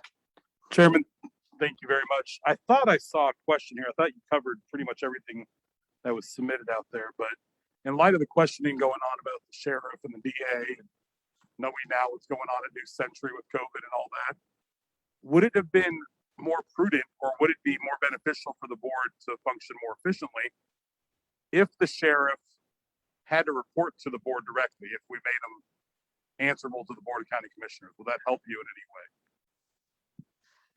I'm not sure how to answer that one. I think I leave it up to the commissioners, and I think I leave it to you all and citizens, and if others want to weigh in. I don't know if I really have an answer to that one. Penny, thank you again for what you do daily and what you've done. And I will give a shout out to your staff for the support they've given here, not just Cynthia and Maury, but particularly the IS folks that have allowed us to make sure this is transparent and available to anybody in the county that wants to have it. So thank you again for your time. I'm getting signal the eye from Linda, which means something I need to do. She does that to all of us. Just for the record, Don Bratan did come in at the very beginning of the meeting shortly after it started. And then we did have Karen Brownlee. She left the meeting at 5:42. So during most of the time, we had 24 members at this meeting. Thank you. Let me ask one last business thing before we adjourn. I know we're a little past 6. Is there a consensus here that we ought to spend a session just walking through the charter as it exists today. And I'm not, this isn't a binding vote, but raise your hand if you think that would be a worthwhile time to go through that. Perfect, about half. Is there anybody on Zoom that believes that would be a helpful process to do? I do. I concur. I think that's a good idea. I agree. Okay, there's another one, Greg Shelton. All read it before now, but. I think I'm going to assume everybody here has read it. The question is, if we walk through it, we may get different perspectives on different parts and questions. On the schedule, the next item we're going to have is the September 13th public hearing. I think we're pretty set on that. But instead of the following meeting being the initial discussion of proposed topics, we would take that and use that to walk through the charter, the home rule charter as it exists today, and then just move everything down so that on October 11th, we would have the initial review of proposed topics, and then meetings thereafter would be discussion about whether to advance. The initial consideration is what we talked about. If you get 9 votes, then we'll go on to a full, more detailed discussion about it. And then we'll eventually vote. You have to have 13 votes to put something on the ballot. We right now have our second public hearing scheduled for, where'd it go? November 8th. That is subject to change. We can do that depending on where we go. What I thought might be useful is if we had some idea before then of votes on actual amendments before we go back to the public hearing, so that we know what has been considered and discussed, get that second public hearing, and then have final votes on whether we put anything on the ballot or what we put on the ballot. So that would kind of be the sequence that I would see. That Chair, yes. do please consider that on 11/17, the KU Edwards campus is not available. So if we would move the second public hearing there, I'm not sure how everyone would feel about the number of people we could get in the Johnson County building at this time. Okay, I think we'll leave the second public hearing date kind of floating based on this, but the next meeting we'll plan after the public hearing on the 13th. On the 22nd, we'll walk through the charter. And then I think I had suggested that we get amendments in by the 22nd, so because we will have had the advantage of the first public hearing. So if we can start getting amendments in, then we can start actually talking about them and putting them out for discussion, so that the second public hearing, and then we can figure out whether we're going to put anything on the ballot or make recommendations, et cetera. So that would be the general plan. Any final comments? Brenda, you still have your hand up? That just kind of slapped me. Chair, did you make a different date for the amendments to be? I have not at this point. Okay, thank you. So, all right. Well, if there's nothing else, I would accept a motion to adjourn. Moved by Zach and seconded by Jimmy. Didn't see your. Seconded by Jimmy Gaola. All those in favor say aye. Aye. Aye. Aye. Opposed, no. Never any no's to that. Thank you. We are adjourned. I'm sure glad you got that question. I know, I got tougher questions than the commissioners did. Did I do okay? Okay, answer. Non-answer.